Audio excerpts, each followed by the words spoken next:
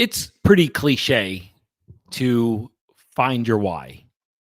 It's pretty cliche, pretty accepted, pretty commonplace for any coach, teacher, author, influencer to talk about finding your why or finding your purpose. And today I want to turn that I want to I'm definitely I'm going to reinforce the find your purpose, but I'm going to redefine what find your purpose means. I'm going to redefine what find your why means. We've talked about purpose on this podcast before, but I'm going to add another little extra layer of flavor and flair to it. So, if you really want to feel fulfilled in this world, now I was sitting with somebody yesterday with a client, a mastermind student, and I said, listen, I'm going to throw out three words: wealth, success, and happiness. So when I think of happiness, I also think of fulfillment, because to me, fulfillment and happiness are hand in hand. It means you're fulfilled with life. It means you're kind of like you're kind of satisfied with where you are, and you're reaching. You're always open to new levels of everything, And there's so often people think that when we become fulfilled or satisfied or happy, that we'll become complacent and we won't be open to new things, and we won't strive, and we won't achieve, and we won't accomplish. And that's just not true. It's not true. And that's what keeps everyone, most grind gurus and hustle whores. It's what keeps people in a massive state of I don't know, just struggle-licious activity and stress, and always staying busy and always staying distracted. It doesn't, to me, that doesn't feel like a very fulfilling life. But maybe I'm wrong. Maybe there's somebody it is. But when I talk about outcomes and the magic of life, I'm talking about achieving wealth, success, and happiness. So let's reframe that into wealth, success, and fulfillment. Now, I do completely believe that you can achieve wealth and success without being fulfilled and happy. I've met, and I work with many of them. I work with a lot of folks that are wealthy and successful, but there's still something missing inside of them. There's a space, a spaciousness. There's an emptiness. There's a void. There's something missing. They're wealthy. They're successful. They've had massive impact in this world. They own massive rental portfolios. They own 3, 4, 5 businesses. They have the marriage of their dreams. They're healthy, maybe sometimes, not always, but they're healthy. They have children, but there's still something missing, and they can't figure out what it is. And maybe one or two or 1,000 of those people as well. I know many people that fit that exact description. In fact, those are my favorite clients. Now, I'm going to go on the opposite end of the spectrum. I also have worked with in the past.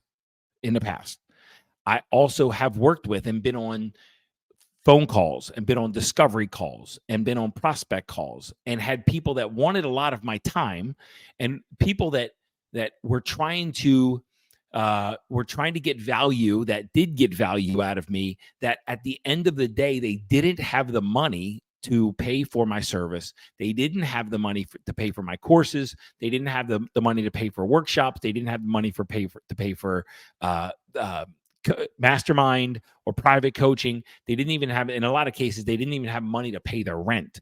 But they were really, they felt happy and fulfilled in their life. Now, I know to many people that doesn't sound possible, but I like to call these people, and I don't think I coined it, but I like to call these people the woke and broke. They're very, very woke. They're spiritually in tuned with their mind and their emotions. They're spiritually centered and grounded. They usually have a big smile on their face. They're satisfied and content in life. And they are broke as fuck. Now, I've worked with both people or people on both ends of that spectrum. People that had wealth and success that were unfulfilled and unhappy, and people that were happy and fulfilled because they were on the spiritual journey, but they were broke as a joke. And they weren't doing anything in the world. They were spending their lives being spiritual and being grounded, and they it almost appears like sometimes when you talk to one of these folks, it appears they're in la la land, and I know they've got their head in the clouds, and I know where they are. I know what they're doing. I know why they're being that. And you'll hear them say, I'm called to ... right? They're very spiritual, and sometimes it's a spiritual mask, and sometimes they're practicing like spiritual bypass, where they're pretending that the lack of wealth and success doesn't matter to them, but they are fulfilled in some sense of the way, because they feel an interconnectedness to their spirit, and that's wonderful. That's wonderful. But I call that woke and broke. Now, and I'm gonna caveat that and say, when you're woke and broke, it means you're not really woke. And hopefully this podcast episode will help those people, or maybe you, or maybe it'll help you see both ends of the spectrum, and to see where the missing piece is. Now, how does this fit in with purpose? When you hear find your purpose, I don't think people have a purpose. I really don't. I used to. I used to think that you had one defined purpose in your life, and you were born with a mission. You were born with inherent talents and desires, and you were born with a dream inside of you that wanted to be born and wanted to be materialized. I used to believe this to be true, but I don't anymore. I think there's two purposes, and that's what we're going to talk about in this episode. I believe that we are born with two purposes. Now, I'm sure if you've listened to this for any period of time, I'm woo-woo as fuck. I am a spiritual teacher living in a material world, and I do teach. I do work with those people with wealth and success and help bring them on the spiritual journey, because that's where they're going to find their fulfillment. And I do subscribe to the mystical, and I do subscribe to everything is God, what you can see and what you can't see. And I do believe that we are God, we are part of God. And I do believe that God is within us. And I do believe that the universe is one living, breathing organism, and we are just part of it. And we are one sliver of consciousness in the unified consciousness. And we are just God playing like human characters. And when you change your character, you change your essence. And when you change your character, you change how you experience the world. I do believe this, and I do see this, and I do understand, and I do see that when you change your beliefs, your reality changes. So there is no single reality. The only reality you see is it from the perspective and the lens of the beliefs and the expectations and the thoughts and the feelings and the emotions and the attachments and the aversions that are buried inside of you. And this is creating your reality. And what the reality you see is much different than the reality that somebody else sees. And I'm not going to hide from that fact. And sometimes I post this on Facebook. If you're not connected with me on Facebook, please connect with me, follow me. I do some daily musings on there. But when I post something like that, I get like, I don't know, I get whipped by the religious community, the dogmatic religious community that subscribes to the same thing that they were taught to subscribe to, that was passed down from generation to generation. And when you start to see things differently, and you start to share your beliefs, which are in conflict with somebody else, they typically don't like it very much. And they typically attack in some way, shape, or form, and try to bring you around to their way of thinking and feeling and acting and believing and behaving, because what if they're wrong? And it exposes, what if I'm wrong? And they don't like that. Now, since I believe we're born we are God, the essence of God, born into a meat suit, with a supercomputer attached to our neck, I believe that when we were born with two missions, two purposes, two reasons for being. And the people that are wealthy and successful, they've achieved and they are achieving and they are accomplishing one of these purposes. And the people that are really, really spiritual with their head in the clouds, that are woke and broke, but again, not really woke, but the people that are, they are connected and they are fulfilled and they are happy and they could go sit on a, be live in a stupa or live in a, and I certainly could, but I wouldn't be like living out my other mission, my other purpose. But where they're happy being happy, and they've like kind of pushed away the material world. They're not worried about, and they're not focused on wealth and success.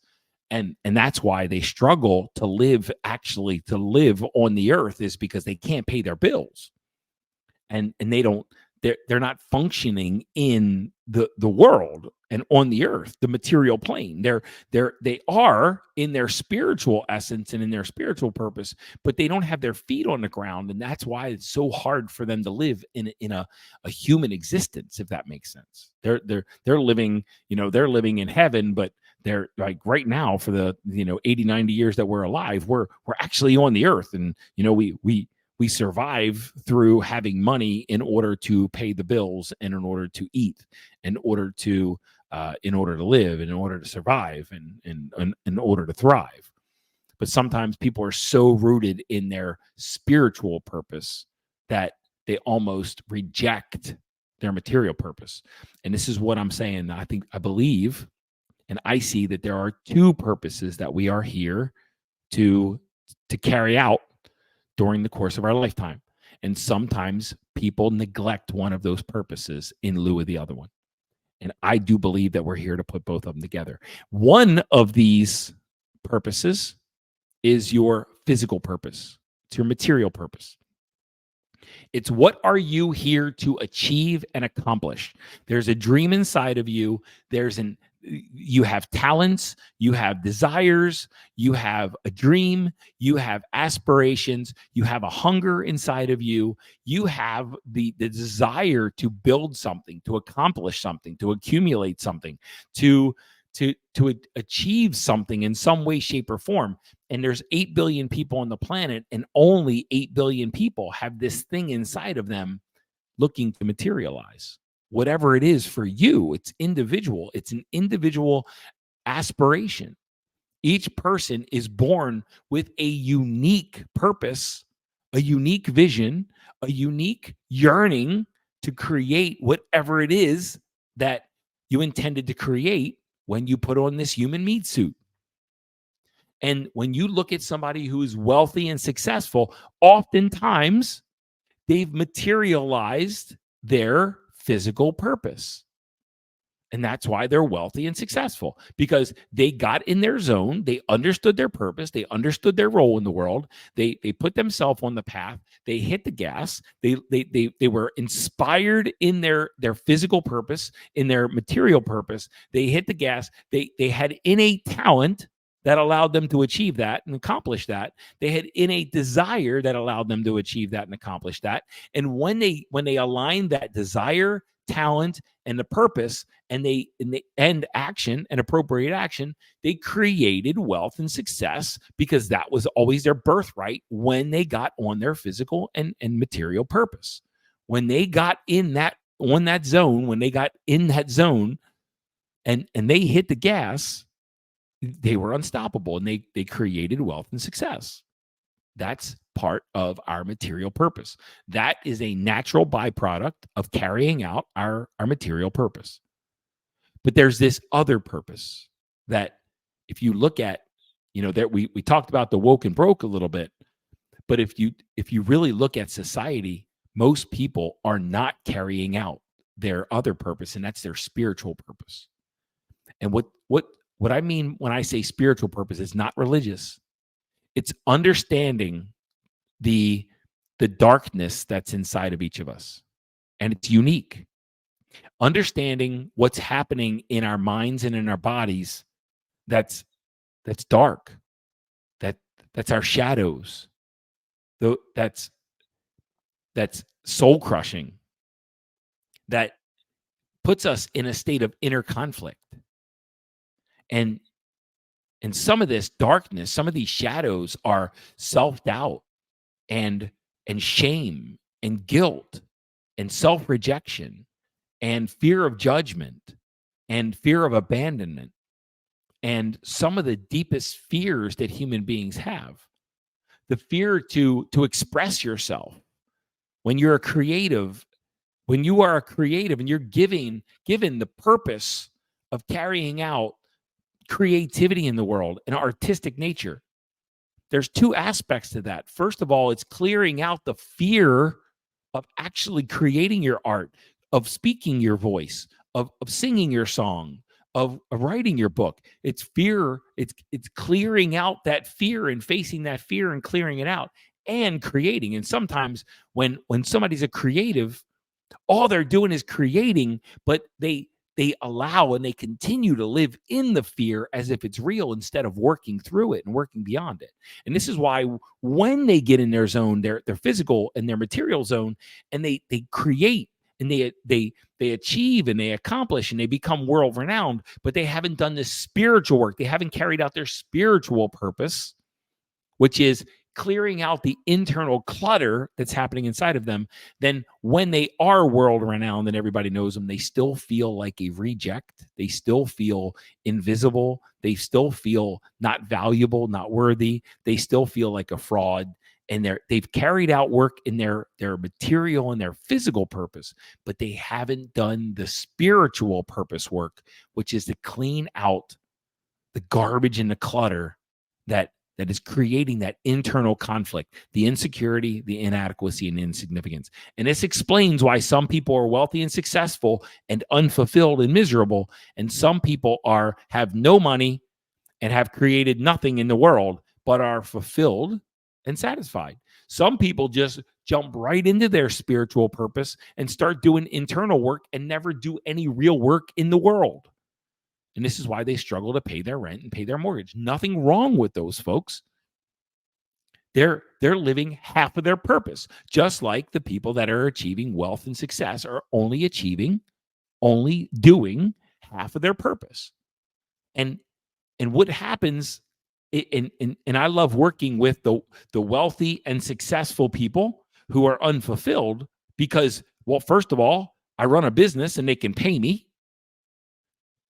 But second of all, when they're wealthy and successful, now we have time, now we have space, now we can create a space in their life so that we can carry out and find and identify the spiritual purpose that they're here to achieve and accomplish, the conflict, the internal conflict resolution, the healing, the internal letting go of the stories, the internal reconditioning and the reprogramming of the stories and the beliefs and the perspectives that's inside. And we can do that because they have the financial means and the financial wherewithal to be able to create space in their life in order to identify and carry out their spiritual work. And I can help them identify their spiritual purpose and listen to their stories and listen to their beliefs so we can start the process of reframing it.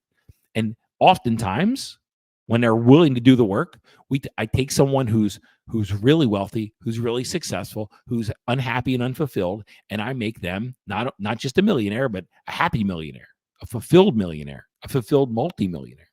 They've created the millions. I help them create the fulfillment and the happiness. And that's my zone of genius. But when you have someone who's only carrying out their spiritual purpose, oftentimes, if they haven't cleared out the internal conflict, but they haven't jumped into achieving, accomplishing, accumulating in terms of, or in corroboration, in alignment with their physical, their material purpose, then it's up to them to make the jump. But they've got no financial means for support or for a tribe or a community. And that's a tougher pill to crack. But since they've cleaned out the inner conflict. And since they're living in a state of bliss, oftentimes, they just have to get over their money stories and jump onto the money train and create some wealth and success in this world. I've worked with both of these, I guess, extremes, and most people are somewhere in the middle, where maybe you haven't found your physical and material purpose. Maybe you haven't found your spiritual purpose, but you know you're missing something. I would encourage you to identify and look for both your internal purpose and your external purpose, your physical and material purpose and your spiritual purpose. Because if you don't find one or the other, you're still going to feel incomplete. You're still going to feel like there's something missing when you've achieved one or the other. And it's up to us to achieve both. Now, as part of this woo-woo thing and this mystical thing and this spiritual thing and this, esoteric teachings that I love and I adore and I trust and I've studied, there are different applications like human design, like the gene keys, like soul contracts, like The Life You Were Born to Live by Dan Millman, like the pattern. It's an app on Apple, not Apple, but on your I have an Apple iPhone, but on the pattern is an app on your phone that you can download, that you can get connected with. These are aspects of what I've been taught and what I teach as the soul sciences. It's your soul was born with missions, spiritual purpose, material purpose, and it's up to you to find both of those and to jump on both of those paths so that you can harmonize them, so that you can feel real wealth, success, and happiness. If you'd love connections to any of those, please reach out, connect through this podcast. My ops assistant, Caro, we can help you get connected with human design. We also have a soul sciences call inside of the Inner Wealth Mastermind, where we study human design, we study gene keys, we study the pattern, we study The Life You Were Born to Live. We haven't started studying soul science or soul contracts yet, but we will. But these are all mechanisms that will help you connect to your internal and your external purpose. Look for both of them. Separate them. Just because you're doing one doesn't mean you're doing the other. Just because you're doing, most people are doing neither to any magnificent degree. But I would say when you find your internal and external purpose, you start the work required for that purpose, you harmonize them, you'll live a life that you could have never imagined. And I can see and feel this every single day, because my internal purpose in the world is to overcome inadequacy and insecurity. I wrote a book called The Imposter in Charge. It's to overcome inadequacy, overcome insecurity, to start to reestablish my own self-worth, reestablish my own self-value, and create in this world and speak my voice and teach what I'm learning. And I'm doing it more and more every day. And these have all come from understanding what my spiritual purpose is and my material and my physical purpose. Hope this helps, guys. Thanks for letting me jam. I am a spiritual teacher in essence. And that's why we've partnered. My wife, Angie, and I have partnered with Justin Dossie and Kara Dossie in our business, because Justin has that business mind. He's built multiple 7-figure businesses, and he's helping us build Inner Wealth Global as well. I have more of a spiritual bent. He has more of a physical bent. I help him with the spiritual. He helps me with the physical, and we just jam together. It's a lot of fun. Get on the path. Identify both. If you don't identify both, something's always going to be missing, and you don't deserve that.